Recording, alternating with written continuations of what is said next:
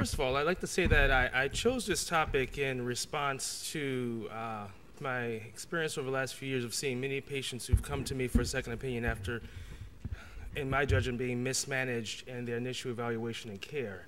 It also is something that has been sort of requested by patients that I've encountered who have been previously treated by breast cancer, who realized during the course of their care that they did not have many of the opportunities offered to them that they should have had.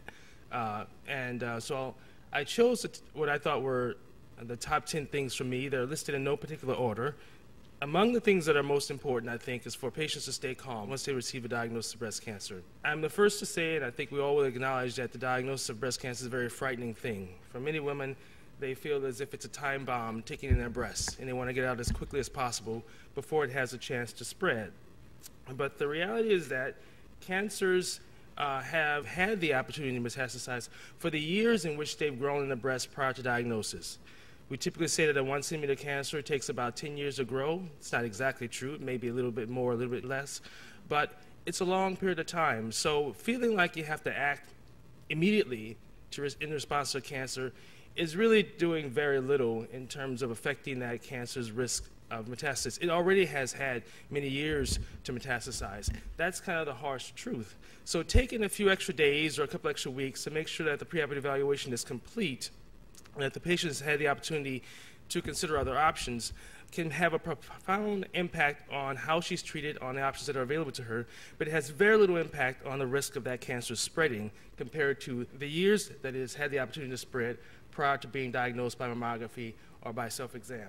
So when you're trying to judge the quality of a surgeon, it's important that you not focus on the time it takes the surgeon to get the patient to the operating room. That's my opinion, but I think there'll be a lot of data to support that. For example, if your colleague tells you that Dr. Jones was great, you saw your patient on Monday and had her in surgery the very next day, I would say to you that Dr. Jones probably took a few shortcuts to get the patient to surgery, and perhaps that's not the best way to go.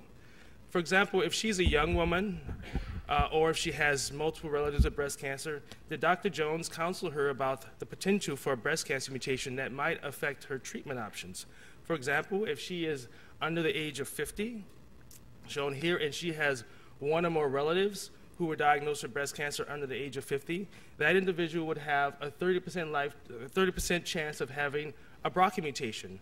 Well, if she were tested and her results were positive, she might opt to have a completely different type of breast operation than she would have had if she were BRCA negative. That's something that should be considered. Did Dr. Jones discuss with her reconstruction options? If she opted for mastectomy, did he offer her the option of breast reconstruction? Did he suggest to her that she could have it done immediately at the same time of mastectomy? Or did he suggest that it should be done later? All of these things should be considered for someone who has a mastectomy, and they should have the opportunity of undergoing immediate reconstruction if it's appropriate for the condition. Immediate reconstruction requires consultation with a plastic surgeon prior to surgery. So again, that takes time. Those things should be considered. So moving swiftly to surgery might negate someone's option for having immediate breast reconstruction, such as was done in this photograph here. Moving on to the second thing, I would say that patients should ask the surgeon to get it right the first time. I don't mean to be pejorative here, but if you look at the national statistics for positive margin rates for women undergoing lumpectomy, you see that there's anywhere between a 15 to 60% incidence of positive margins, which means that patients have to undergo multiple operations to remove their tumor when it could have been done correctly the first time. So getting it right the first time is important. Now, the surgeon has several things available to him or her to improve the chances of initial success. One is to ensure that there's a preoperative diagnosis of breast cancer. That's making a diagnosis with a needle biopsy as opposed to a surgical removal of the tumor. The other is to use bracketing wires for non-palpable tumors, which are basically wires that are placed in the breast to outline the tumor to facilitate removal. We'll talk about each of these a little bit more in just a moment. And the third is to use adequate preoperative imaging so that we can understand the extent of the disease as best as possible.